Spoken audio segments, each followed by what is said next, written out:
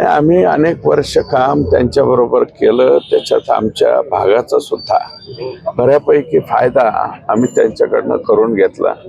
इरिगेशनच्या बाबतीमध्ये, त्याच्यानंतर विजेच्या बाबतीतले प्रश्न असतील ते सोडवण्याची, म्हणजे विजेच्या खात्याला सुद्धा एक अतिशय चांगलं वळण आणि अतिशय चांगली शिस्त लावण्याचं कामही त्यांच्या कालावधीमध्ये त्या ठिकाणी झाले.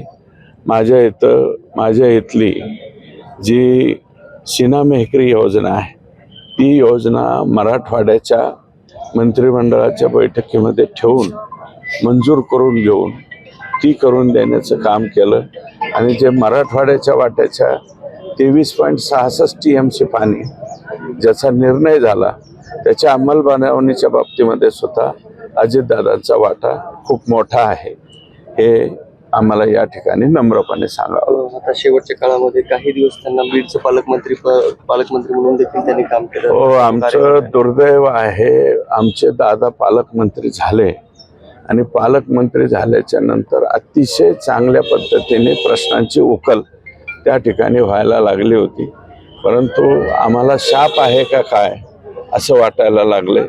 विलासराव देशमुख साहेब आमच्या बीडचे काही काळ पालकमंत्री राहिले, गोपीनाथरावजी मुंडे साहेब सुद्धा पालकमंत्री राहिले आणि आता अजितदादा हे तीनही माणसं 67 वर्ष, 66 वर्ष आणि 64 वर्ष अशा तीनही व्यक्ती अकाली त्या ठिकाणी गेलेल्या आहेत.